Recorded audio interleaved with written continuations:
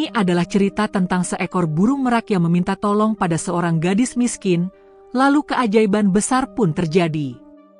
Di sebuah desa kecil bernama Sukamurni, tersembunyi di balik hutan bambu dan perbukitan hijau, hiduplah seorang gadis bernama Anjani yang kini menginjak usia 23 tahun. Anjani dikenal sebagai gadis penjajah bunga. Setiap pagi, ia akan memetik bunga liar dari hutan kecil di tepi desa, merangkainya dengan sabar, lalu menjualnya di pasar yang jaraknya 2 jam berjalan kaki. Anjani bukan gadis biasa. Wajahnya teduh, sorot matanya lembut, dan setiap langkahnya selalu membawa harum bunga. Namun hidupnya jauh dari kata mudah. Ia tinggal bersama ibunya yang lumpuh, Ibu Raras, di sebuah gubuk reot yang nyaris rubuh bila hujan turun deras. Ayahnya sudah lama meninggal karena demam tinggi yang tak sempat diobati. Sejak itu, Anjani menjadi tulang punggung satu-satunya. Meski hidupnya keras, Anjani tidak pernah mengeluh. Ia terbiasa bangun sebelum matahari terbit, mencuci kain ibunya, menyiapkan bubur tipis dari sisa beras kemarin, lalu memeluk ibunya sebelum berangkat ke hutan.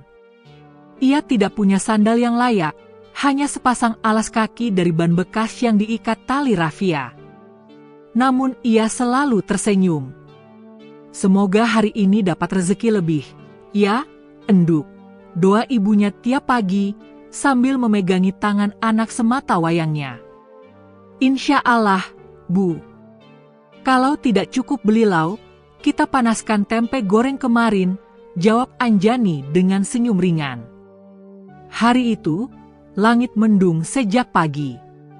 Angin bertiup pelan, membawa bau tanah basah. Anjani menyusuri jalan setapak menuju hutan, membawa keranjang rotan di punggungnya.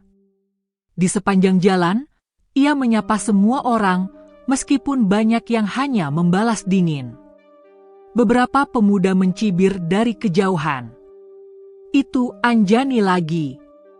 Gak bosan jualan bunga, padahal gak laku juga. Hahaha, dia pikir bunga bisa bikin dia kaya kali. Namun Anjani tak marah. Ia hanya menunduk dan terus berjalan. Hatinya telah kebal dari ejekan. Ia tahu, hidupnya memang tak seperti mereka yang lahir dari keluarga berada. Tapi ia juga tahu, rezeki Tuhan tak pernah salah alamat. Setibanya di hutan, ia memilih bunga-bunga liar seperti kenikir, melati, dan kembang telang. Ia memetiknya dengan hati-hati, seolah berbisik kepada bunga-bunga itu agar tidak merasa sakit. Saat sedang merangkai tangkai-tangkai bunga ke dalam keranjangnya, ia mendengar suara samar, seperti suara rintihan hewan yang kesakitan. Anjani menegakkan tubuhnya. Ia menajamkan telinga. Suara itu datang dari balik semak belukar di bawah pohon besar yang daunnya lebat. Dengan rasa ingin tahu yang tinggi, ia berjalan perlahan ke arah suara itu. Di balik rimbunan daun, ia terkejut bukan main. Seekor burung merak tergeletak dengan kondisi mengenaskan. Sayap kirinya berdarah, bulu-bulunya acak-acakan, dan matanya seperti menyimpan rasa sakit yang amat dalam. Burung itu tampak berusaha berdiri, namun langsung ambruk kembali. Anjani terpaku. Belum pernah seumur hidupnya ia melihat burung merak secara langsung. Apalagi seekor merak dengan warna bulu yang sangat aneh dan memesona. Warna biru kehijauan di tubuhnya berkilau seperti kaca, dan ekornya yang panjang memancarkan gradasi warna emas dan perak, meski sebagian kusut dan ternoda darah. Tanpa pikir panjang, Anjani melepas kerudung yang menutupi kepalanya, lalu menggunakannya untuk membalut luka di sayap burung tersebut. Tenang ya, aku gak akan menyakitimu, bisiknya lembut sambil membersihkan luka itu dengan air dari kendi kecil yang selalu ia bawa. Burung merak itu menatap mata Anjani dengan tatapan yang aneh. Bukan seperti tatapan burung biasa, melainkan tatapan seolah mengerti, seolah sedang memohon, seolah ada sesuatu yang ingin disampaikan. "Apa yang terjadi padamu, burung cantik?" gumam Anjani sambil mengusap kepala burung itu dengan hati-hati. Saat ia akan beranjak mencari daun untuk ramuan luka, burung itu menggoyang kepalanya pelan, seakan ingin mencegah Anjani pergi. Ia terus menatap Anjani, kemudian mengeluarkan air mata.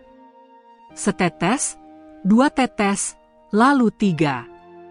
Air mata itu jatuh ke tanah dan membuat rumput di sekitarnya tumbuh lebih hijau. Anjani terdiam. Ia menggigil. Bulu kuduknya berdiri. Ia tahu ini bukan burung biasa. Ia bisa merasakannya dari dalam dadanya, dari getaran aneh yang menjalar dari jari-jarinya hingga ke dada. "Apakah kamu sedang meminta tolong?" tanya Anjani perlahan. Burung itu mengangguk. Ya, mengangguk. Gerakannya lambat tapi jelas. Anjani merasa hatinya seperti ditarik oleh kekuatan yang lembut namun kuat. Ia tak mengerti, tapi ia tahu hidupnya akan berubah sejak saat itu. Ia pun mengangkat burung merak itu dengan kain, memeluknya erat, dan membawanya pulang melewati jalan setapak. Sepanjang jalan, hujan rintik mulai turun. Tapi ia tak peduli. Di dalam pelukannya, ada makhluk yang membawa pesan besar, sesuatu yang belum bisa ia mengerti sepenuhnya.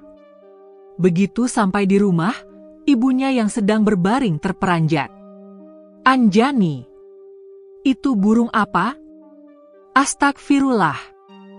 Anjani meletakkan burung itu di atas kain hangat dekat tungku, lalu menjawab pelan, "Aku gak tahu, Bu.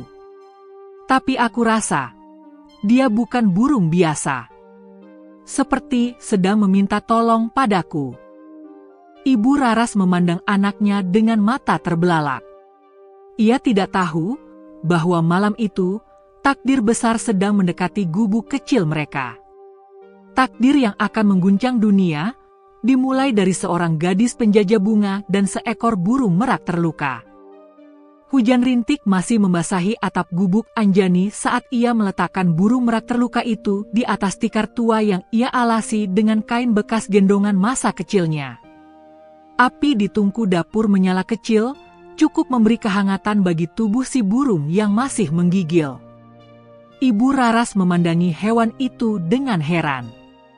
"Anakmu ini, kau bisa-bisanya bawa burung sebesar itu pulang ke rumah. Lihat, bulunya seperti emas, Cani. Tapi, kamu yakin itu bukan burung jadi-jadian?" Anjani tersenyum lelah. Pakaian dan rambutnya basah kuyup. Ia menyalakan lentera kecil lalu duduk di sisi burung itu. "Aku juga nggak tahu, Bu. Tapi dia terluka, dan matanya seperti minta tolong. Aku gak bisa ninggalin dia begitu saja." Ibu Raras menghela napas pelan. "Hati-hati saja, Enduk. Di hutan itu bukan cuma ada binatang. Kadang jin juga suka menyamar." Tapi Anjani tak menggubris. Ia mengambil ramuan herbal yang biasa ia gunakan untuk luka gores dan lecet, lalu mulai mengoleskannya perlahan pada sayap burung merak yang robek. Anehnya, meski pasti sakit, burung itu sama sekali tidak memberontak. Ia diam, matanya terus menatap Anjani penuh percaya. "Kenapa kamu bisa sampai seperti ini, ya?" bisik Anjani sambil mengusap bulu di kepala burung itu. Bulu itu sangat lembut, bahkan lebih halus daripada kain sutra. Di sela-sela bulu tersebut, ada kilau seperti debu emas yang menyala samar dalam gelap. Malam mulai larut. Hujan di luar sudah mereda. Ibu Raras telah tertidur di kasurnya yang tipis. Sementara Anjani tetap terjaga, duduk bersila di dekat burung itu, matanya berat tapi hatinya terus gelisah. Tiba-tiba, udara dalam ruangan menjadi sangat hening. Lentera bergetar, lalu padam begitu saja, meski tak ada angin. Anjani terlonjak kaget. Ia memeluk lutut, matanya terbuka lebar menatap kegelapan. Namun dari dalam bayangan malam, muncullah cahaya samar dari tubuh burung merak. Anjani memicingkan mata. Cahaya itu bukan pantulan dari api, bukan pula kilat dari langit. Cahaya itu datang dari dalam tubuh sang burung. Perlahan, sinar itu merayap hingga membentuk lingkaran lembut di sekitarnya. Dan saat itulah, suara lembut terdengar di dalam kepala Anjani. "Maafkan aku, karena telah menyeretmu ke dalam takdirku." Anjani membeku. Suara itu bukan dari luar. Ia seperti bisikan yang merambat langsung ke pikirannya. Suara yang jernih, tenang, namun dalam. Anjani melihat burung merak itu, dan saat matanya bertemu dengan sorot mata burung tersebut, suara itu terdengar lagi. "Aku Jayakarta, penjaga terakhir kerajaan Merak Emas. Dunia kami sedang berada dalam kehancuran. Aku datang ke duniamu untuk meminta bantuanmu." Anjani menggeleng, napasnya tercekat. "Apa? Ini mimpi?" Burung itu mengedi pelan, lalu kembali memancarkan cahaya samar. "Bukan mimpi, wahai gadis berhati suci. Luka ini kuterima saat mencoba meloloskan diri dari kuasa kegelapan. Dunia kami sedang hancur oleh kekuatan jahat yang telah membelenggu raja kami dalam batu. Aku satu-satunya yang berhasil lolos untuk mencari penyelamat." Anjani menelan ludah. Tenggorokannya kering. "Penyelamat? Maksudmu, aku?" "Ya. Hanya seorang manusia berhati murni yang bersedia menolong makhluk asing tanpa pamrih yang bisa membangkitkan kekuatan lama. Dan kau, Anjani, telah membuktikan itu." Anjani menunduk. Ia gemetar. Tak pernah dalam hidupnya ia membayangkan akan berbicara dengan seekor burung, apalagi seekor burung merak yang bisa bicara langsung ke dalam pikirannya. Tapi bagian yang paling menakutkan bukan itu, melainkan kenyataan bahwa takdir besar sedang menggantung di pundaknya. "Aku tahu kau takut, tapi tidak akan kupaksa. Besok saat fajar, jika kau bersedia, ikutlah aku ke hutan tempat pertama kali kita bertemu. Dari sana jalan akan terbuka." Cahaya dari tubuh burung itu perlahan meredup. Ruangan kembali gelap. Lentera pun menyala kembali seperti sebelumnya, seakan tak terjadi apa-apa. Tapi hati Anjani tak akan pernah sama lagi. Pagi menjelang. Cahaya matahari menembus celah dinding bambu gubuk mereka. Ibu Raras bangun lebih pagi dari biasanya dan mendapati Anjani tengah memandang keluar dengan mata kosong. "Chani, kamu gak tidur semalam?" Anjani menoleh pelan. Di sudut tikar, burung merak itu masih berbaring, namun kini tampak lebih kuat. Luka di sayapnya mulai mengering, dan warna bulunya memancar lebih terang. "Bu," Anjani memeluk ibunya. "Kalau aku pergi, ibu marah gak?" Ibu Raras terkejut. "Pergi kemana?" Anjani menunduk. "Aku gak bisa jelaskan sekarang. Tapi, aku merasa aku harus pergi. Ini penting, Bu. Bukan cuma buat aku, tapi buat banyak hal. Mungkin untuk dunia lain." Ibu Raras menatap anaknya dengan air mata menggantung. Ia tahu Anjani bukan anak sembarangan. Sejak kecil, anaknya selalu punya naluri yang tajam, dan ia tak pernah membangkang jika bukan untuk sesuatu yang besar. "Kalau memang harus pergi, Ibu izinkan. Tapi janji satu hal padaku, Chani." "Apa, Bu?" Jangan pernah tinggalkan ibu selamanya. Anjani memeluk ibunya erat, sementara burung merak itu menatap mereka berdua. Ia tahu waktunya sudah dekat. Fajar hampir menyentuh cakrawala dan jalan ke dunia asalnya akan segera terbuka. Di luar, angin mulai berubah arah. Daun-daun bergemerisik. Di kejauhan, terdengar suara seperti nyanyian alam dari tempat yang belum pernah Anjani dengar sebelumnya. Suara itu memanggil. Suara itu membawa pesan. Dan Anjani siap melangkah. Malam itu udara terasa lebih sunyi dari biasanya. Di luar gubuk, jangkrik berhenti bersuara, angin berhenti bertiup, dan langit tampak seperti menahan napas. Sejak kejadian aneh semalam, hati Anjani tak bisa tenang. Ia masih duduk di samping Jayakarta, burung merak yang kini tertidur dengan napas teratur. Sayapnya yang kemarin robek kini perlahan membaik, lukanya seolah menyerap kekuatan dari udara di sekitarnya. Anjani mengelus bulu lembut burung itu. Di balik rasa takut yang menyelubungi dirinya, tumbuh juga rasa iba dan kagum yang dalam. Ia sadar, makhluk ini bukan hewan biasa.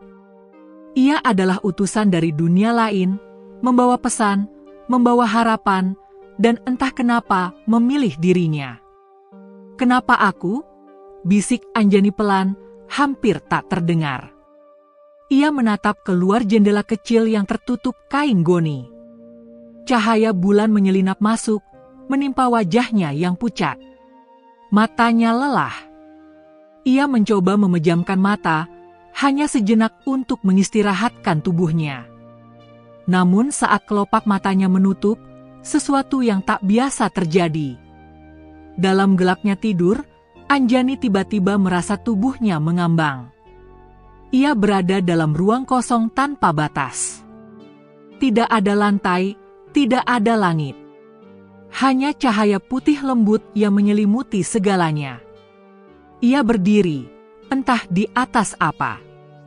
Lalu dari kejauhan, muncullah sosok burung merak, tetapi kali ini ia bersayap emas dan bersinar terang. Burung itu berjalan mendekatinya, namun perlahan berubah bentuk menjadi seorang laki-laki muda dengan wajah teduh dan sorot mata dalam. Ia mengenakan jubah putih dengan sulaman biru dan emas di pinggirannya, dan di punggungnya masih tampak siluet sayap merak yang menyala. Suaranya lembut namun menggema dalam pikiran Anjani. "Anjani, sekarang kau melihat wujud asliku. Aku adalah Jayakarta, putra mahkota dari kerajaan Merak Emas yang kini dalam kehancuran." Anjani tertegun. Tubuhnya gemetar. "Kau manusia?" Jayakarta tersenyum. "Aku makhluk penjelajah dua dunia. Dunia roh dan dunia manusia. Aku dan bangsaku menjaga harmoni antara kehidupan kalian dan alam yang tak kasat mata." Anjani bingung, namun ia mencoba tetap tenang. "Kenapa aku yang kau pilih? Aku bukan siapa-siapa. Aku hanya seorang gadis miskin penjajah bunga." Jayakarta memandangnya dengan penuh rasa hormat. "Justru karena itulah. Kau telah teruji dengan penderitaan, tapi tetap memelihara kasih. Kau menolong tanpa pamrih, mencintai tanpa mengharap balasan. Kau adalah kunci yang dapat membuka pintu harapan bagi kerajaanku." Anjani menunduk. Suaranya pelan. "Tapi aku takut. Aku bahkan tak tahu harus melakukan apa." Jayakarta melangkah mendekat. Ia mengangkat tangan, dan di antara jari-jarinya muncullah setangkai bunga kenikir, bunga yang sering dipetik Anjani. Bunga itu bersinar terang. Setiap manusia menyimpan cahaya di dalam dirinya. Cahaya itu tumbuh dari ketulusan. "Bila kau bersedia, aku akan membimbingmu. Tapi jalan yang akan kau tempuh tidak mudah." Anjani memandangi bunga itu. Dalam cahayanya, ia melihat gambaran sekilas, seekor naga hitam, sebuah kerajaan emas yang retak, ratusan burung yang berubah menjadi batu, dan seorang raja yang berdiri sendiri dalam kehampaan. Apakah semua itu akan terjadi? Tanya Anjani lirih. Jayakarta mengangguk. Sebagian telah terjadi. Namun masih ada harapan. Jika kau bersedia, kita akan mulai saat fajar. Aku akan membawamu ke gerbang antara dunia. Anjani menghela napas dalam. Mimpi ini terasa terlalu nyata, terlalu terang, terlalu hidup. Tapi di dasar hatinya, ada bisikan yang menenangkan, seolah alam berkata, inilah jalanmu. Aku akan ikut, jawabnya akhirnya. Jayakarta tersenyum. Terima kasih, wahai Anjani. Kau baru saja menyalakan harapan bagi seluruh kerajaan Merak Emas. Tiba-tiba ruang bercahaya itu bergetar. Suara gemuruh terdengar dari kejauhan. Jayakarta menoleh cemas. Waktuku tak banyak. Kegelapan sedang mengintai. Segera kembali. Dan dalam sekejap, semuanya menghilang. Anjani terbangun dengan terengah. Ia duduk tegak, napasnya memburu. Matanya menatap ke sekeliling gubuk. Lentera masih menyala, ibunya masih tidur, dan Jayakarta masih terbaring di dekat tungku.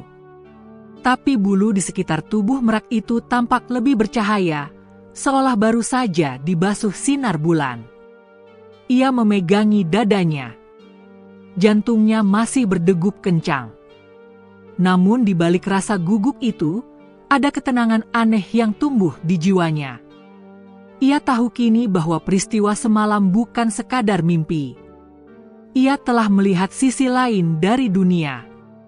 Dan kini, ia tak bisa berpaling. Jayakarta membuka matanya perlahan. Mereka saling berpandangan tanpa kata. Namun dari tatapan itu, tersampaikan segalanya, kesiapan, rasa hormat, dan ikatan antara dua jiwa yang berbeda dunia, namun kini disatukan oleh takdir. Anjani berdiri dan mengambil kain yang ia lipat rapi. Ia mulai berkemas sedikit, memasukkan beberapa ramuan herbal, pakaian ganti, dan sepotong roti kering sisa kemarin. Ia menuliskan sepucuk surat singkat untuk ibunya dan menyimpannya di bawah kendi air. Bu, maafkan aku. Aku harus pergi. Bukan karena aku ingin meninggalkan ibu, tapi karena aku percaya ini adalah jalan yang akan membawa kebaikan. Aku janji akan kembali dengan membawa terang. Saat fajar menyingsing, Anjani berdiri di ambang pintu. Jayakarta kini sudah mampu berjalan sendiri. Ia berdiri megah di hadapan Anjani, seperti singa hutan yang terluka namun masih menyimpan wibawa kerajaan. Tanpa kata, mereka melangkah menuju hutan, tempat pertama mereka bertemu. Angin pagi berhembus membawa aroma tanah basah dan bunga liar. Burung-burung mulai bernyanyi, seolah tahu bahwa dua jiwa pemberani sedang memulai perjalanan mereka menuju takdir besar. Langkah demi langkah Anjani dan Jayakarta menembus hutan pagi yang masih basah oleh embun. Cahaya fajar yang menembus sela-sela dedaunan menciptakan semburat jingga di udara. Suasana terasa damai, namun ada ketegangan yang merayap dalam dada Anjani. Ini bukan sekadar jalan setapak yang biasa ia lalui setiap hari untuk memetik bunga. Ini adalah jalan menuju dunia lain yang hanya bisa dilihat oleh mata yang telah dibuka. Jayakarta berjalan pelan di depannya. Tubuhnya masih dalam wujud burung merak yang agung, meski luka di sayapnya belum pulih sempurna. Setiap kali ekornya menyapu semak, dedaunan berubah warna sejenak, memantulkan kilau keperakan sebelum kembali seperti semula. Anjani memperhatikan itu dengan kagum, tapi ia tak berani bertanya. Apakah kita benar-benar akan masuk ke duniamu hari ini? Tanya Anjani akhirnya. Jayakarta menoleh, Kepalanya sedikit mengangguk. Suara dalam pikirannya kembali terdengar. Gerbangnya hanya terbuka saat fajar di hari ke-7 bulan ke-4. Itu hari ini. Dan hanya yang membawa niat suci yang bisa masuk. Anjani menarik napas dalam-dalam. Aku takut. Tapi aku sudah berjanji. Jayakarta berhenti di bawah sebuah pohon besar, pohon beringin raksasa dengan akar-akar menggantung seperti tirai. Kabut tipis menyelimuti sekitarnya, dan udara di sana terasa lebih dingin. Angin berhenti. Burung-burung hutan tak lagi berkicau. Disinilah, tanya Anjani lirih.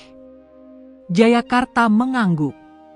Ia kemudian mulai berjalan memutar, menyusuri sisi akar-akar pohon yang membentuk lingkaran. Ia berhenti di titik tertentu, lalu menatap Anjani. Tiba-tiba tanah di bawah mereka bergetar halus, dan di tengah akar-akar itu, muncul sebuah lubang cahaya berbentuk bulat. Di sekelilingnya tumbuh bunga-bunga yang belum pernah dilihat Anjani, berwarna ungu tua dengan kelopak perak dan harum seperti madu hangat. Anjani terpaku. Apa ini? Gerbang antar dunia. Sekali kau melangkah masuk, dunia lamamu akan tetap ada, tapi waktumu akan berjalan berbeda. Jayakarta menoleh dengan lembut. Jika kau kembali dalam 1 hari, mungkin dunia manusia telah melewati 7 hari. Tapi jika kau tinggal seminggu di dalam, bisa jadi berbulan-bulan telah berlalu di luar. Anjani menelan ludah. Ia memandang langit sekali lagi, langit yang selama ini menjadi saksi penderitaannya. Ia teringat wajah ibunya. Surat yang ia tinggalkan. Harapan yang ia peluk. Dan janji yang telah ia buat.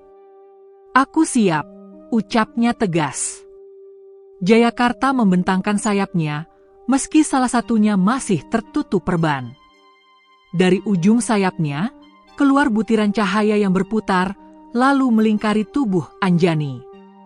Cahaya itu hangat dan lembut, seperti pelukan. Dalam sekejap, tubuh Anjani merasa ringan. Cahaya lubang di bawah pohon membesar, dan tanpa sadar, kakinya melangkah masuk, perlahan namun pasti. Saat tubuh mereka sepenuhnya tertelan cahaya, dunia di sekeliling mereka menghilang. Anjani membuka mata. Ia berada di tengah padang luas berwarna emas, tempat angin menyapu permukaan tanah seperti gelombang. Di kejauhan, tampak menara kristal menjulang ke langit ungu. Langitnya bukan biru seperti di dunia nyata, melainkan perpaduan ungu dan perak bergerak perlahan seperti air. Burung-burung aneh berwarna biru api berterbangan tinggi, dan pohon-pohon di sekeliling padang bersinar samar. Di mana? Ini, bisiknya. Jayakarta berdiri di sebelahnya, kini dalam wujud manusia, seperti yang ia lihat dalam mimpi. Tinggi, berwajah teduh, dengan jubah putih keperakan yang berkibar tertiup angin. Namun wajahnya tampak murung. Inilah tanah kelahiranku. Kerajaan Merak Emas. Atau sisa-sisanya. Anjani memutar tubuhnya. Dari kejauhan, ia melihat reruntuhan istana besar. Pilar-pilar raksasa patah, taman-taman batu retak, dan patung-patung Merak berdiri membisu dalam kehancuran. Semuanya tertutup debu keabu-abuan, seperti tak pernah disentuh tangan manusia selama ratusan tahun. Apa yang terjadi? Bisik Anjani, matanya nyaris berkaca-kaca melihat kehancuran itu. Jayakarta menunjuk ke arah pegunungan hitam di ufuk timur. Ragantara, ia bukan hanya penyihir. Ia adalah raja dari kegelapan yang sudah lama dibuang dari dunia manusia. Namun ia berhasil menyusup ke dunia ini melalui celah waktu. Ia mengutuk ayahku menjadi batu. Pasukan kami diserang saat tidur. banyak makhluk hutan berubah menjadi patung. Alam menjadi sekarat. Anjani menunduk. Lalu aku bisa apa? Jayakarta memandangnya dengan penuh harap. Kau bisa membangkitkan harapan. Dunia kami hanya bisa dipulihkan jika seseorang dari dunia manusia yang berhati suci bersedia menjalani ujian 3 nurani. Jika kau berhasil, kekuatanmu bisa membangkitkan kembali cahaya kerajaan. Anjani menatap istana yang rusak itu. Dalam hatinya masih banyak pertanyaan. Tapi ia juga tahu, takdir telah menuntunnya sejauh ini. Ia tak mungkin mundur sekarang. Aku terima ujian itu, ucapnya pelan, tapi pasti. Jayakarta tersenyum, meski sorot matanya tetap menyimpan kekhawatiran. Ia menoleh ke arah langit, lalu berkata, malam ini kita akan bermalam di hutan pelindung. Besok, ujian pertama akan dimulai. Mereka berjalan menyusuri jalanan kristal yang retak, melewati taman-taman mati dan danau yang mengering. Namun di tengah kehancuran itu, setiap kali Anjani menyentuh bunga atau rumput yang layu, kehidupan seolah muncul kembali. Bunga kecil mekar, air menetes, dan rerumputan menegang. Jayakarta memperhatikannya diam-diam. Dia memang terpilih. Saat malam menjelang, mereka tiba di hutan pelindung. Pohonnya tinggi dan bercahaya redup. Anjani duduk di atas batu yang hangat, sementara Jayakarta menyalakan api unggun dari kristal kecil yang berpendar. Di sekeliling mereka, suara alam terdengar seperti bisikan-bisikan lembut, mengucap salam, menyambut kedatangan gadis bumi. Di antara cahaya unggun, Anjani menatap Jayakarta. Apa yang terjadi jika aku gagal dalam ujian itu? Jayakarta memejamkan mata. Kerajaan ini akan benar-benar lenyap. Dan mungkin celah itu akan terbuka, membiarkan Ragantara masuk ke dunia manusia, termasuk Desamu. Anjani terdiam. Hatinya bergetar. Ia bukan hanya menyelamatkan dunia asing, ia juga menyelamatkan ibunya, desanya, dunianya sendiri. Malam itu, ia berdoa dalam hati. Untuk kekuatan, untuk keberanian, dan untuk dunia yang tak ia kenal, tapi kini telah jadi bagian dari dirinya. Pagi itu, mentari baru saja mengintip dari balik bukit ketika Ayu terbangun dari tidurnya. Suara embun yang jatuh dari ujung daun, aroma tanah yang lembab, dan semilir angin yang membelai wajahnya menandai awal dari hari yang tidak biasa. Ia merasa sesuatu yang aneh telah terjadi semalam, seperti ada yang menyentuhnya saat tidur. Tapi saat membuka mata, hanya hutan yang sepi dan merdu dengan suara burung pagi. Namun ketika ia melangkah keluar dari bilik gubuk kecilnya, matanya membelalak melihat sesuatu yang aneh di tanah basah. Jejak kaki. Tapi bukan jejak kaki manusia, dan bukan pula binatang biasa. Bentuknya seperti tapak burung, besar, indah, dan berkilau seperti serpihan kristal di dalam lumpur. Ayu berjongkok, menyentuh jejak itu dengan ujung jarinya. Hangat. Seolah baru saja ditinggalkan. Dan yang paling membuat bulu kuduknya meremang adalah bulu kecil berwarna biru kehijauan yang tertinggal di ujung jejak itu. Itu bulu burung merak, tapi bukan sembarang merak. Bulu itu bersinar samar-samar saat terkena cahaya matahari. Hanya dia, burung itu. Bisik Ayu.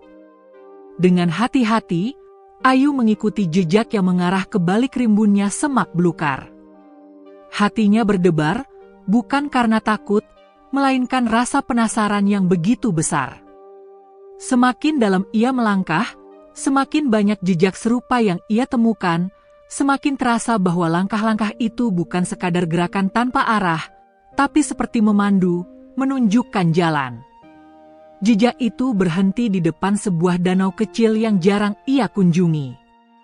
Danau itu tersembunyi di balik dua batu besar dan hutan bambu, dan selalu diselimuti kabut tipis. Tapi pagi ini, danau itu bersih. Airnya jernih memantulkan langit biru dan pepohonan tinggi. Tepat di tengah danau, Ayu melihatnya. Burung merak putih itu berdiri anggun di atas batu, dengan ekor menjuntai seperti tirai permata. Sayapnya terbentang sedikit, bulunya masih tampak lembab seolah baru saja mandi di danau. Tapi ada yang berbeda. Kakinya sedikit pincang, dan ada luka di sayap kirinya. Tatapan matanya tertuju pada Ayu, kali ini lebih dalam. Seolah ia sedang memohon. Ayu melangkah perlahan ke tepi danau. Burung itu tidak terbang. Tidak pula menjauh. Ia hanya berdiri diam, lalu tiba-tiba mengeluarkan suara lirih yang bukan seperti suara burung biasa. Suara itu lembut, menyayat, seperti rintihan kesakitan yang tertahan selama berhari-hari. Ayu bisa merasakannya, burung itu sedang meminta tolong. Tanpa pikir panjang, Ayu menapaki batu-batu besar, perlahan menyeberangi danau dangkal itu. Airnya dingin dan menyegarkan, namun hawa di sekitarnya terasa semakin berbeda, seperti Ayu sedang memasuki dunia lain. Angin berhenti berhembus, dedaunan diam tak bergerak, dan suara hutan pun lenyap. Hanya ada suara langkah kaki Ayu di air, dan napas burung merak itu. Sesampainya di hadapan sang burung, Ayu menunduk. "Apa yang bisa aku bantu?" Dan saat itulah, sesuatu yang tak pernah ia bayangkan terjadi. Sang burung merak tiba-tiba menunduk, membuka sayapnya lebar-lebar, dan dari balik bulu-bulunya yang indah, muncullah cahaya samar berbentuk lingkaran kecil. Seolah-olah burung itu membawa semacam jimat atau pusaka. Di balik cahaya itu, Ayu melihat bayangan dirinya sendiri, tapi dengan pakaian berbeda, seperti seorang putri kerajaan, dan burung merak itu berada di sisinya. Ayu mundur setapak, gemetar. "Apa ini?" Burung itu mengerang pelan dan mengarahkan paruhnya ke sayapnya yang terluka. Luka itu dalam, seperti bekas cakaran makhluk buas. Ayu mengangguk pelan, lalu duduk di sebelahnya, membuka tas kecil dari kain lusuh yang selalu ia bawa. Ia mengambil daun sambung nyawa dan beberapa ramuan yang sering ia gunakan untuk menyembuhkan luka hewan-hewan liar. Dengan penuh kelembutan, Ayu mengobati luka di sayap merak itu. Ia membungkusnya dengan kain tipis dan mengikatnya hati-hati. "Tenang, aku akan merawatmu sampai sembuh." Burung merak itu memejamkan matanya, dan untuk pertama kalinya sejak ditemukan, ia menurunkan tubuhnya dan merebahkan kepala di pangkuan Ayu. Ada kepercayaan dalam tindakannya, seolah ia tahu bahwa Ayu bukan hanya gadis biasa. Seolah ia tahu bahwa Ayu adalah satu-satunya harapan yang tersisa. Hari pun mulai siang. Namun Ayu tidak pulang. Ia tetap tinggal di danau itu, duduk bersama sang burung. Ia merasa ada ikatan tak kasat mata yang kini terjalin di antara mereka. Bukan hanya sebagai manusia dan hewan, tapi lebih dalam dari itu, seperti dua makhluk dari dunia berbeda yang dipertemukan oleh takdir untuk suatu tujuan besar. Dan jauh di balik pepohonan, di tempat yang tidak bisa dilihat oleh mata biasa, sepasang mata tajam mengawasi mereka. Seekor burung hitam besar dengan bulu seperti asap, bertengger di dahan tertinggi. Matanya merah menyala. Ia mengeluarkan suara serak dan terbang rendah, meninggalkan bekas kabut hitam di udara. Petanda gelap mulai mengintai, dan Ayu belum tahu bahwa menyelamatkan burung merak ini akan menyeretnya ke dalam pertarungan antara terang dan kegelapan yang selama ratusan tahun disembunyikan dari dunia manusia. Malam itu, langit tampak lebih cerah dari biasanya. Bintang-bintang berkilauan seperti mata-mata kecil yang mengintip dunia. Di atas pohon tua di depan rumah Sari, burung merak putih kembali muncul, duduk dengan anggun seolah menantikan sesuatu. Sejak sore, Sari telah merasa ada yang aneh di udara.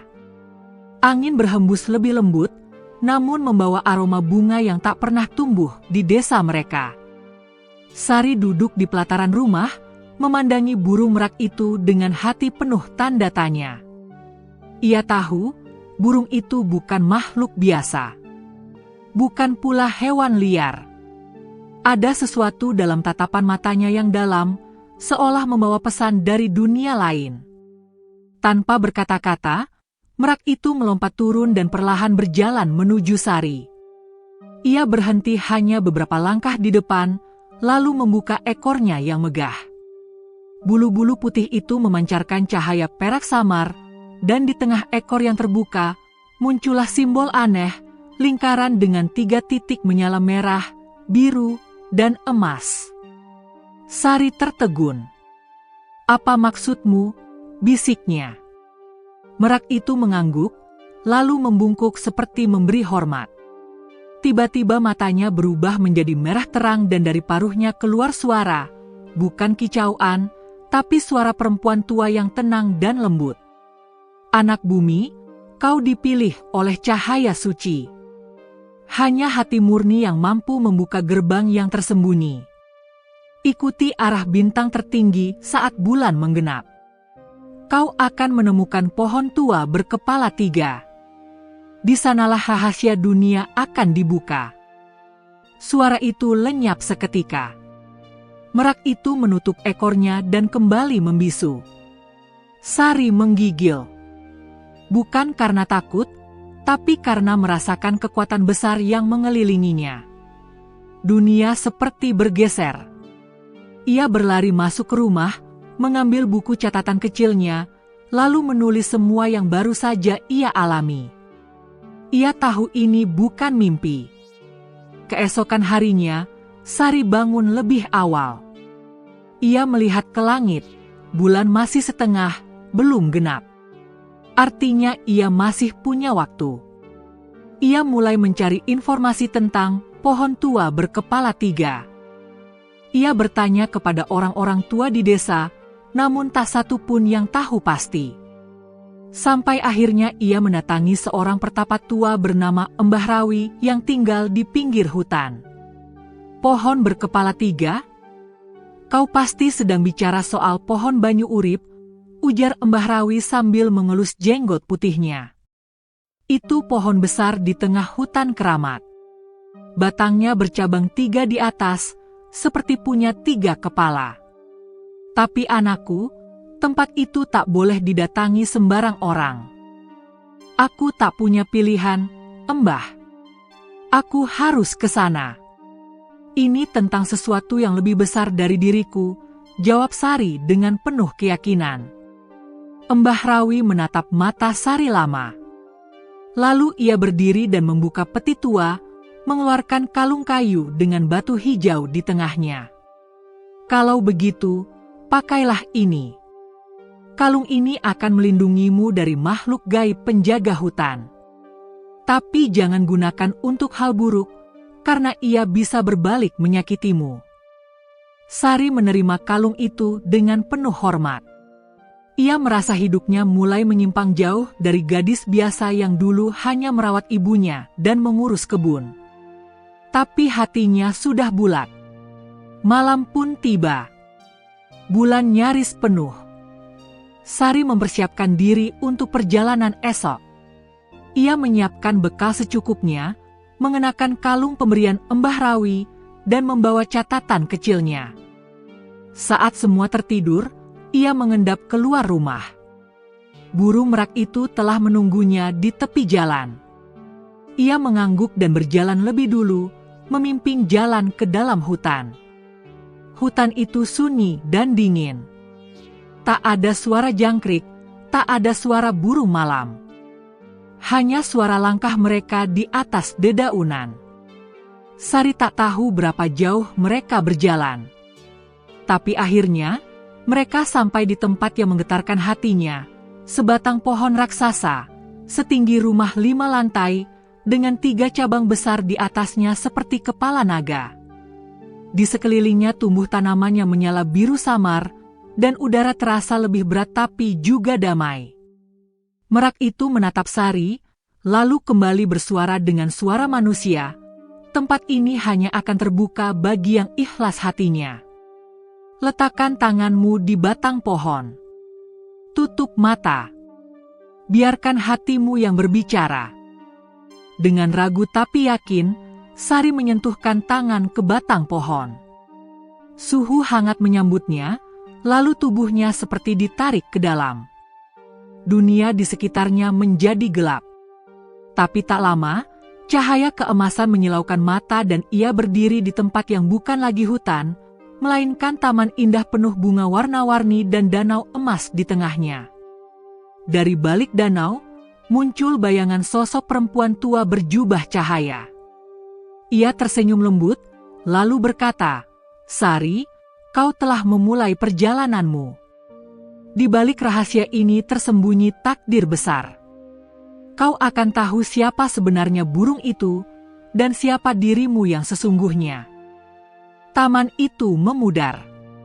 Sari terhempas kembali ke dunia nyata, terjatuh di depan pohon raksasa. Ia terengah-engah, tapi merak itu datang mendekat, menatapnya penuh kasih. "Siapa? Siapa aku sebenarnya?" gumam Sari. Merak itu tak menjawab, tapi dari tubuhnya perlahan muncul cahaya terang yang membentuk siluet sesosok perempuan muda, sangat mirip dengan wajah Sari, namun mengenakan mahkota dan jubah putih bercahaya. Sari hanya bisa terdiam, sementara hatinya bergetar hebat. Sesuatu yang luar biasa tengah terungkap, dan ia tahu hidupnya tak akan pernah sama lagi. Malam itu, hutan tampak lebih sunyi dari biasanya. Cahaya rembulan yang mengintip dari balik awan menerangi langkah pelan Dinda dan Meraki di tengah semak-semak yang mulai rimbun. Mereka telah menempuh perjalanan sepanjang hari, menghindari jalur yang biasa dilalui manusia demi menjaga keselamatan Meraki. "Meraki, tempat yang kau sebut sebagai mahkota Merak, itu apakah benar ada?" tanya Dinda dengan suara lirih, nyaris tak terdengar. Matanya lelah, tapi masih memancarkan harapan. Meraki mengangguk pelan. "Itulah tempat terakhir ras kami melindungi telur-telur suci. Tapi sejak dikuasai manusia, tempat itu tak lagi suci. Kami harus mengambil kembali hak kami. Jika kita berhasil, keajaiban besar akan terjadi." Dinda tidak mengerti secara keseluruhan, tapi ia bisa merasakan aura serius dalam kata-kata Meraki. Sejak awal, ada kekuatan dalam burung merak itu yang tak bisa dijelaskan secara logika. Seolah Dinda ditarik ke dalam dunia yang tak kasat mata, dunia di mana kebaikan dan ketamakan saling berebut kekuasaan. Beberapa jam kemudian, mereka sampai di bibir sebuah jurang yang sangat dalam. Di bawahnya, terlihat sisa-sisa reruntuhan bangunan tua yang tertutup akar pohon besar dan ditumbuhi tanaman liar. Di tengah reruntuhan itu, ada batu besar berukir burung merak dengan ekor terbuka lebar. Sekilas terlihat seperti singgasana kuno. "Itu mahkota Merak," gumam Dinda. "Benar. Tapi hati-hati. Di sana, manusia telah memasang perangkap dan menjadikan tempat itu lokasi perburuan satwa langka," ujar Meraki dengan suara berat. Matanya menyorotkan ketegangan. "Kita harus menyelinap diam-diam. Tapi ada satu hal yang harus kamu lakukan, Dinda." "Apa itu?" "Kau harus menyentuh batu singgasana itu. Hanya seorang manusia berhati suci yang bisa membuka kunci kekuatan burung merak." Jantung Dinda berdebar keras. "Kenapa aku? Aku hanya gadis desa biasa." Meraki memandangi wajah Dinda sejenak, lalu berkata, "Karena hatimu belum ternoda oleh ambisi. Kau menyelamatkanku tanpa pamrih.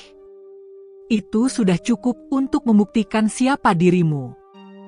Dinda terdiam. Kata-kata itu seperti kilatan cahaya yang menembus keraguan di hatinya.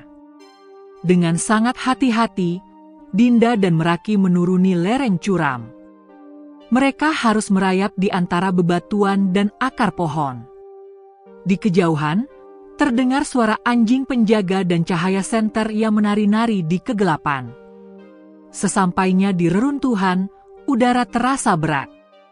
Ada hawa aneh, seolah tempat itu dijaga oleh kekuatan tak terlihat. Dinda melangkah perlahan ke arah singgasana batu. Tangannya gemetar. Saat ia mendekatkan tangan ke permukaan batu, angin tiba-tiba berhembus kencang. Debu dan daun-daun beterbangan. Suara seperti bisikan ribuan burung menggema di telinganya. "Teruskan, Dinda. Jangan takut," suara Meraki menenangkan dari belakang. Dengan satu sentuhan lembut, jari-jarinya menyentuh batu itu. Seketika batu itu bergetar ringan, dan sinar kebiruan merambat dari ukiran ekor burung merak ke seluruh permukaan. Kilau cahaya seperti kristal menari-nari, lalu muncul sosok ilusi seekor merak emas berukuran raksasa. Sosok itu melayang di udara, mengelilingi Dinda dan Meraki, kemudian bersuara dalam bahasa yang asing namun entah bagaimana bisa dipahami Dinda. "Wahai anak manusia, terima kasih karena kau membuka mata kami tentang arti kasih. Kini waktunya kami menunaikan janji." Tiba-tiba, dari tanah yang retak, muncullah puluhan telur burung merak berwarna emas dan biru. Masing-masing memancarkan cahaya yang menghangatkan suasana malam itu. Tapi belum sempat Dinda mendekat, terdengar suara ledakan kecil dari kejauhan. "Mereka datang," teriak Meraki. Benar saja, para pemburu yang tadi bersembunyi di semak langsung mengepung tempat itu. Mereka mengacungkan senapan ke arah Meraki. "Cepat serahkan burung itu. Dia buruan paling mahal yang pernah kami incar," teriak salah satu dari mereka. Dinda berdiri tegak di depan Meraki. "Jangan sentuh dia. Kalian tak tahu apa yang kalian hadapi." Salah satu pemburu tertawa. "Cuma anak kecil sok berani."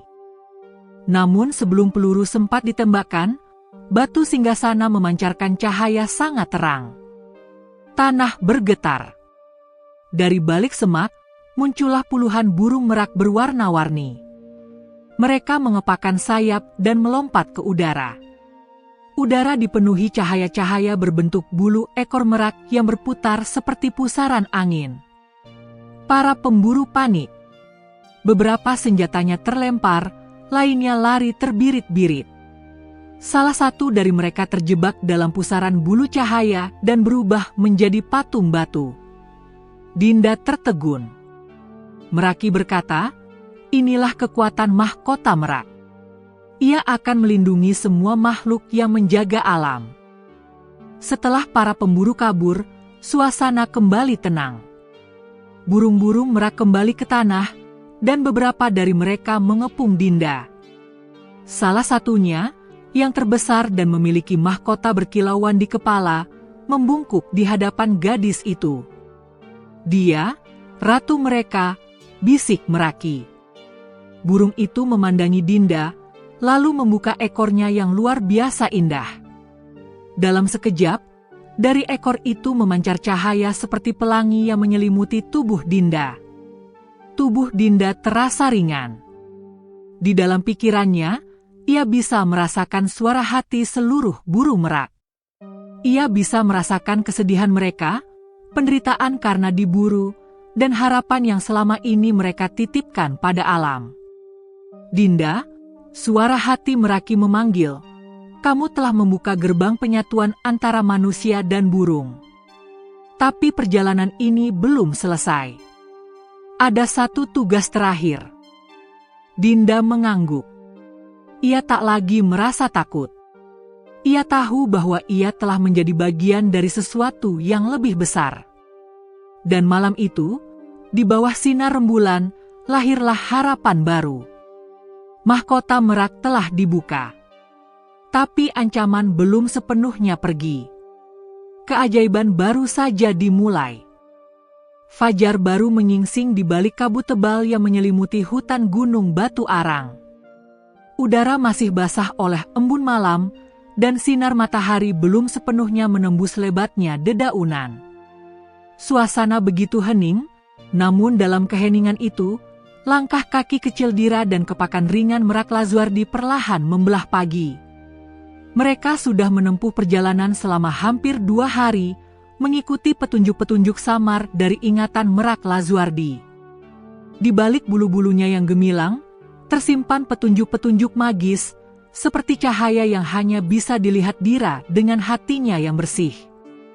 Aku merasa tempat itu tak jauh lagi, ujar Lazuardi lirih. Suaranya mulai melemah. Tubuhnya sedikit limbung, bulu-bulunya tak seterang biasanya. Kau kelelahan? Tanya Dira cemas, menghentikan langkah dan menatap wajah Merak itu dengan penuh perhatian.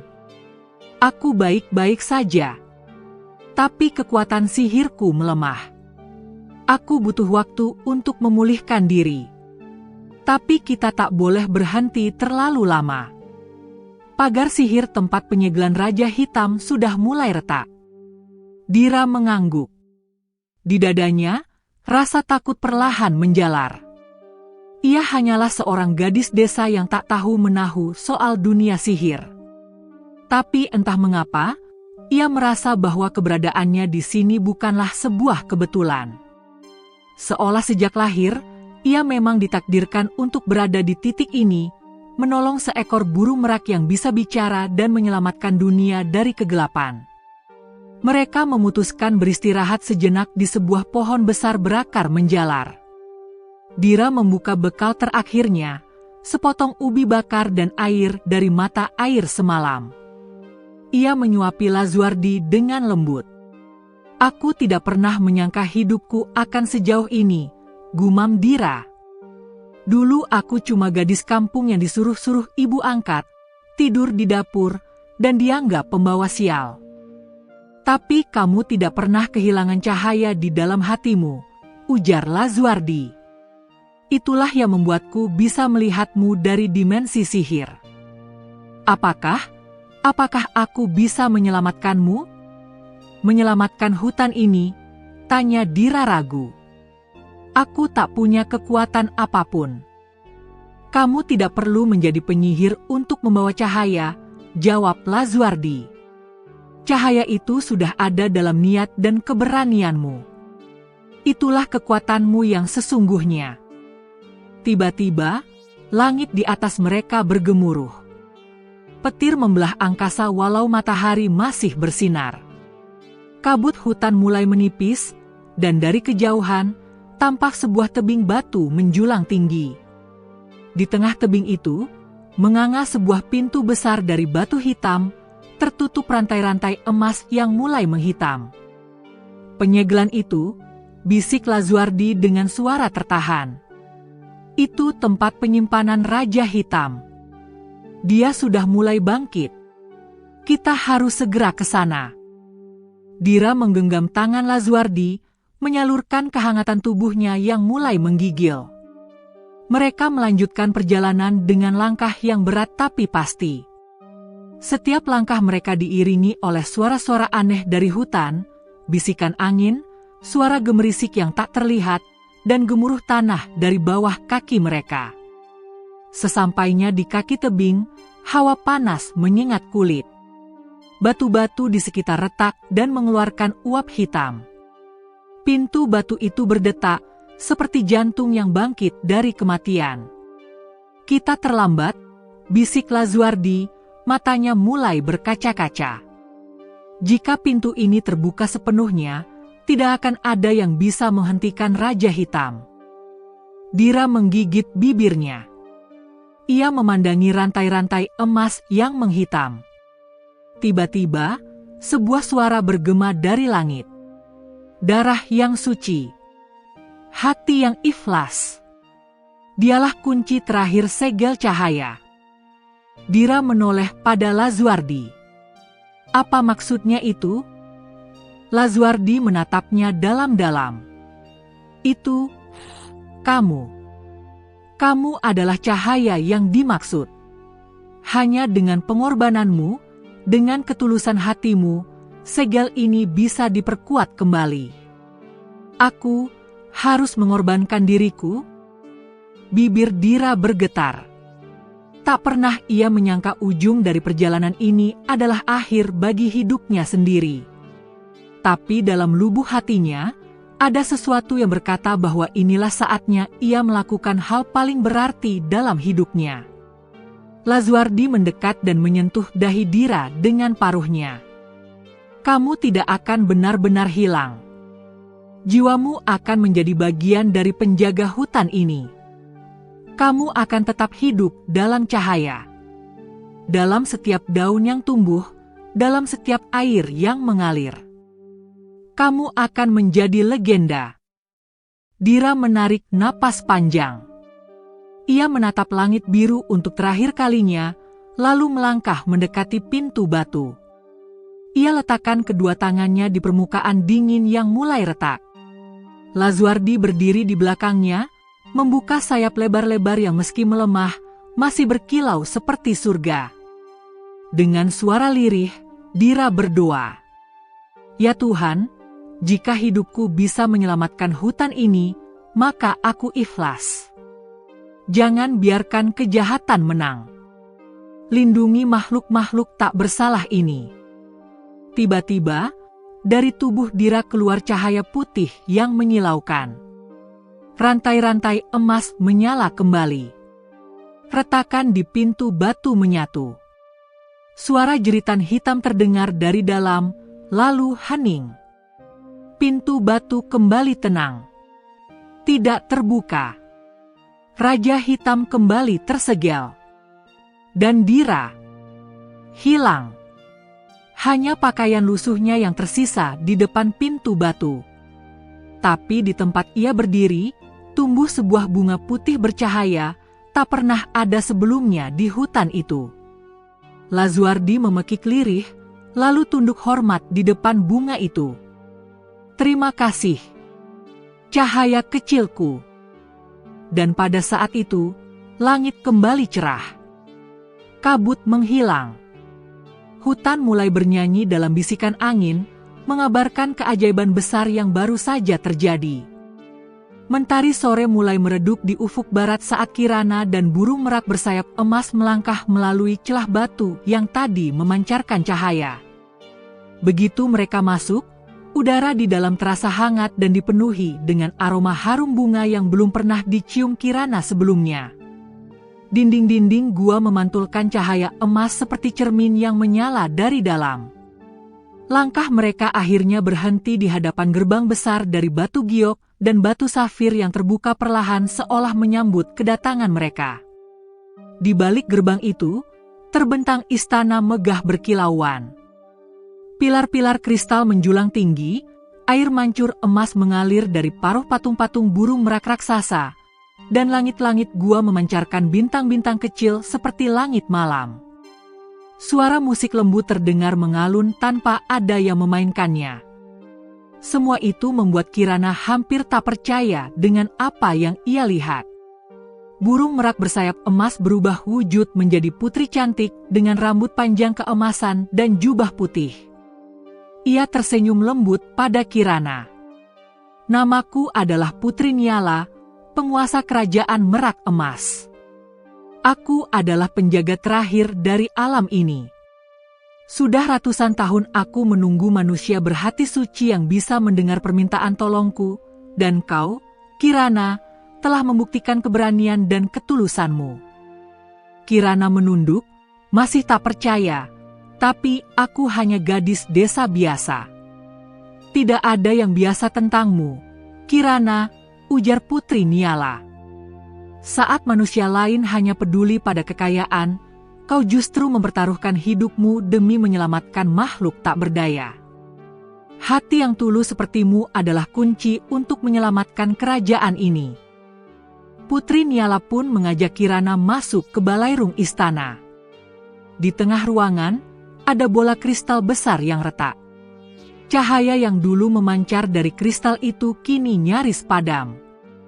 Di sekelilingnya, burung-burung merak dengan bulu kusam duduk diam, lemas, seolah kehilangan semangat hidup. Kekuatan kerajaan merak emas berasal dari bola kristal ini. Tapi sejak bertahun-tahun lalu, seorang manusia tamak datang dan mencuri sebagian kekuatannya.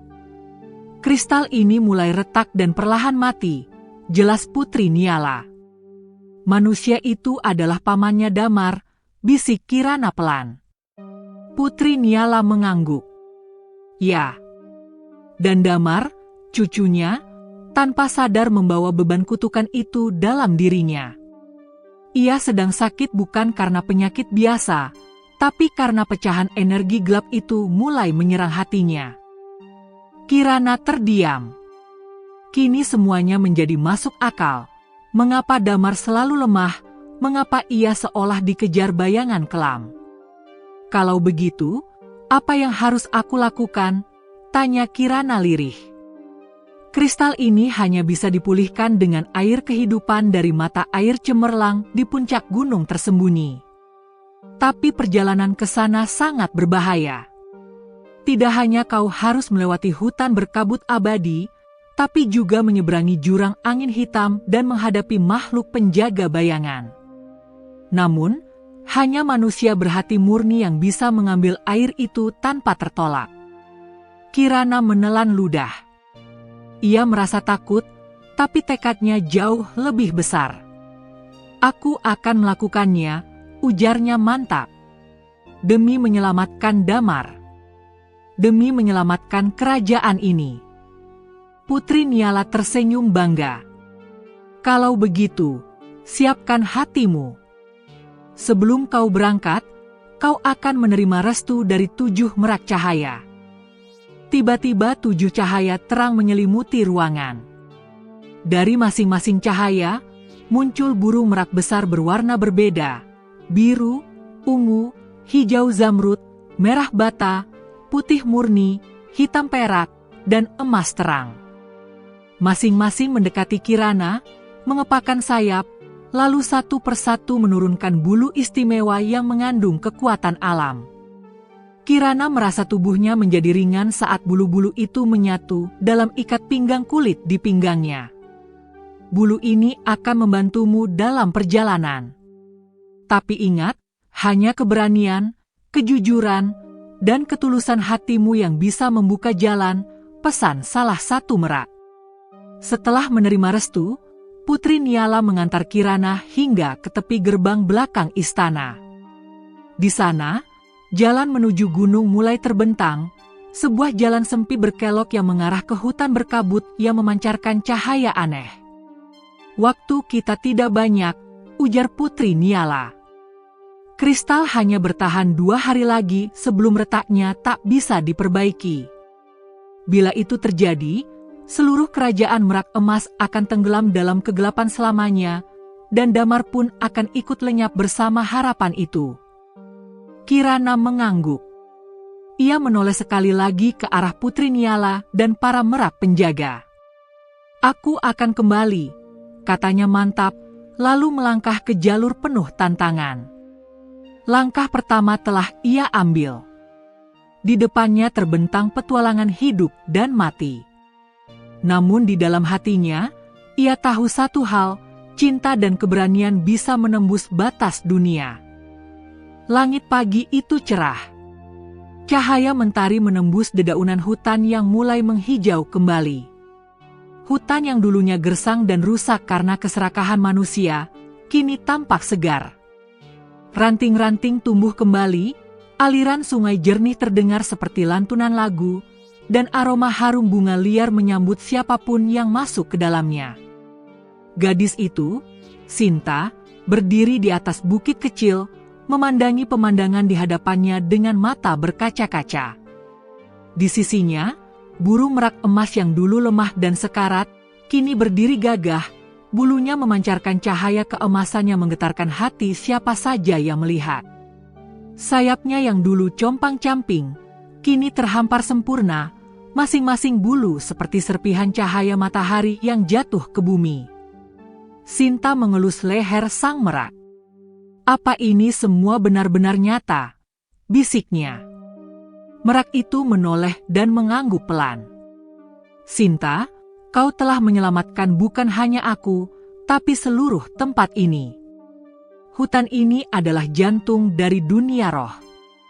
Ketika manusia berhenti merusaknya, dan seorang manusia dengan hati murni seperti dirimu membantu tanpa pamrih, keseimbangan pun kembali."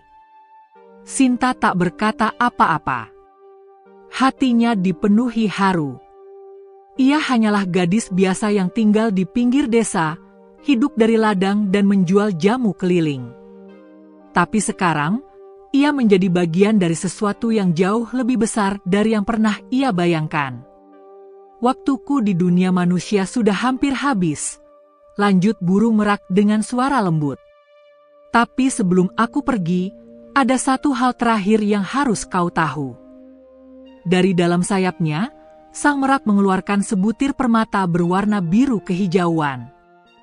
Permata itu berdenyut pelan, seperti memiliki detak jantung sendiri.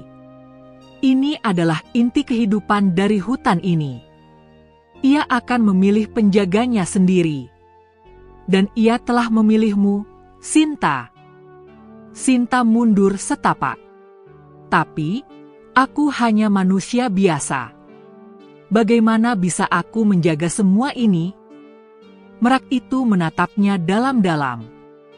"Karena kau punya sesuatu yang bahkan makhluk terkuat pun tak miliki. Hati yang tulus." Permata itu perlahan melayang ke arah Sinta dan masuk ke dalam dadanya, menyatu tanpa rasa sakit.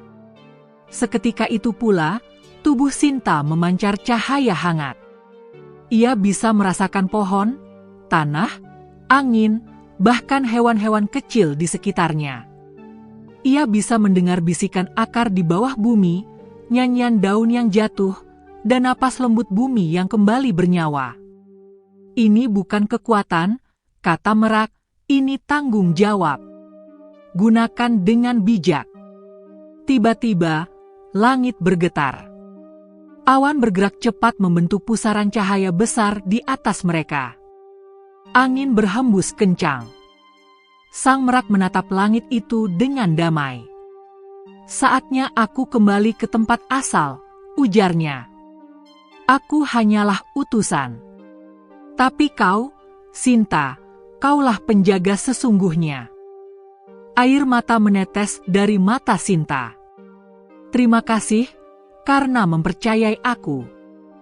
Merak itu mengepakkan sayapnya, dan dengan satu kepakan terakhir, tubuhnya berubah menjadi ribuan bulu keemasan yang berterbangan ke langit, bercampur dengan cahaya, dan menghilang perlahan di balik pusaran awan. Sinta berdiri lama di sana. Hatinya tenang, meski air mata masih mengalir. Ia tahu kini hidupnya telah berubah. Beberapa hari kemudian, desa Sinta kini mulai berubah. Air sungai yang dulu keruh kini jernih dan penuh ikan. Ladang kembali subur. Warga yang dahulu sakit, tiba-tiba sembuh. Anak-anak bisa bermain lagi tanpa batuk atau demam. Semua merasa keajaiban tengah terjadi, tapi tak ada yang tahu sumbernya berasal dari gadis penjual jamu yang selama ini mereka abaikan. Sinta kini tak menjual jamu lagi.